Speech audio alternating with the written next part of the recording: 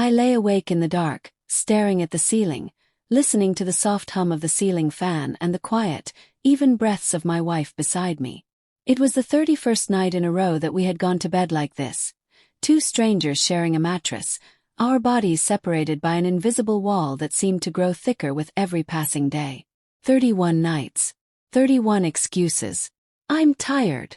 My stomach hurts. I'm stressed about work. At first I was patient. I told myself newlyweds go through adjustments. That intimacy wasn't always immediate or effortless. That love, real love, wasn't about physicality alone.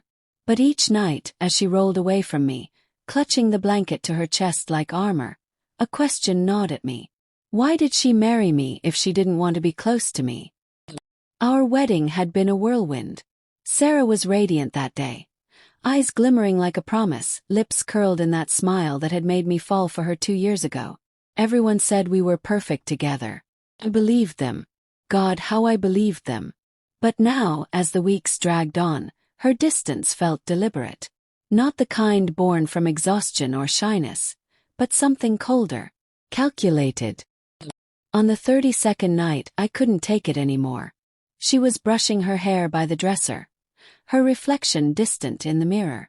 I sat on the edge of the bed, my palms sweating, my heart thudding so loudly I was sure she could hear it. "Sarah," I said quietly. "We need to talk." She paused, brush mid-stroke. "About what?" "You know what." I swallowed hard. "It's been a month since we got married, and we haven't been together. Not once. You keep saying you're tired, but it's not just that, is it?"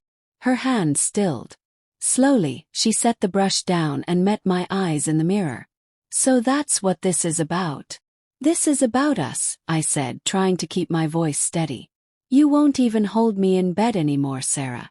I'm your husband and I feel like I'm some roommate you barely tolerate." She sighed and turned to face me, arms crossed. "I told you I'm not ready." "Not ready." My voice cracked despite my effort to stay calm. "We dated for 2 years, we lived together before the wedding. This isn't about being ready." "Maybe," she said, her gaze flicking away. "I just don't feel the same anymore." Those words felt like ice water down my spine. "Don't feel the same," I whispered. "When did that change, Sarah? Before the wedding or after?" She didn't answer. The silence between us roared louder than any argument could. For the next week I observed her. Not out of paranoia. At least that's what I told myself. But because something in her behavior didn't add up. The late-night texting. The way she'd step into the bathroom to answer calls. The sudden, unexplained work dinners that left her coming home after midnight, smelling faintly of cologne that wasn't mine. One evening, while she was showering, her phone lit up on the nightstand. A message preview appeared. "Miss you. Same time tomorrow." My stomach lurched. The name was saved as Danielle from work. So, Sarah didn't have any female colleagues named Danielle. I knew all her co-workers from the wedding. That was the moment the seed of dread fully bloomed. I didn't confront her right away. I needed to know. Really know. If I accused her without proof, she'd call me insecure, paranoid. Maybe even twisted into my fault. So the next night I followed her. She said she was going to a late meeting at a hotel downtown. I waited 15 minutes, then got in my car and drove after her, keeping a careful distance. My heart pounded as I watched her pull into the parking lot, not of her company's usual venue, but a quiet, upscale restaurant on the other side of town. She stepped out, checked her phone, and a man in a navy blazer approached her. I knew him. I had met him. At our wedding. His name was Daniel. Her old college friend. They hugged. Not the kind you give an old friend. Not the kind you give anyone in public unless you've already crossed a line you can't uncross. I don't remember the drive home. My hands gripped the steering wheel so tight they ached. That night, I lay awake again. This time not from confusion, but from the kind of cold fury that leaves no room for sleep. When she slipped back into bed past midnight, smelling of perfume that wasn't hers and wine I hadn't poured, I pretended to be asleep. The next day, I gathered evidence. Messages, call logs, bank statements showing dinners and hotel stays billed under business expenses. Each piece was a nail in the coffin of the life I thought I had. By the end of the week I had a folder, digital and physical, ready. I didn't plan a dramatic confrontation. I didn't scream or break things. That's what she would expect.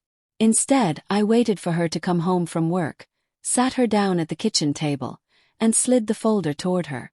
She looked at it, frowning. "What's this?"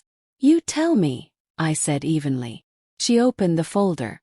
Photos, screenshots, receipts. Her face drained of color. She began. "Don't lie," I said, my voice finally breaking, not from anger but from the sheer weight of betrayal. "Not tonight." Tears welled in her eyes. "I didn't mean for it to happen." "Didn't mean for what to happen?" "Yes. Sleeping with him. Marrying me while you were already with him. Denying me a month of intimacy while you were giving it to him. Which part wasn't meant to happen, Sarah?" She buried her face in her hands. "I thought I loved you." "I did. But I couldn't stop thinking about him. He makes me feel alive." I laughed. Bitter, hollow. "Alive. You promised me forever. You stood in front of our families and vowed to be my partner, my wife. And a month later, you're sneaking off to hotels with a man who toasted to our marriage." "I'm sorry," she whispered. I didn't know how to tell you." "You didn't tell me," I said. "You used me." The divorce was not explosive. It was clinical. I filed quietly, with the same precision I used to collect the evidence. There was no alimony. My lawyer made sure of that. She left the apartment with a few boxes and the man she betrayed me with waiting outside in his car. But the emotional wreckage, that didn't leave so easily. For weeks I replayed everything. The wedding dance, her vows, the way she had looked at me across the altar like I was her whole world. Was that all performance? Or did she mean it, then change her mind? Worse still was the question that haunted me at night. Was it me? Did I do something wrong? One evening, a month after the divorce was finalized, I ran into Daniel at the grocery store. He looked haggard, older somehow. "She's not with me anymore," he said without me even asking. I raised an eyebrow. "That didn't take long." "She's complicated," he muttered. "Good luck." "Good luck." The irony nearly made me laugh. It's been a year now. The pain has dulled, though it hasn't disappeared. Trust doesn't come easy anymore. Not with friends, not with women, sometimes not even with myself. But I've learned something in the ashes of that marriage. Intimacy without honesty is a prison, and love without respect is just a performance waiting to collapse. Sometimes late at night I still lie awake, staring at the ceiling, the phantom weight of that first month pressing on my chest. But now I turn over, reach for the empty side of the bed, and feel free. Free from her lies. Free from the hollow nights of waiting. Free to start over, not because she set me free but because I finally chose to.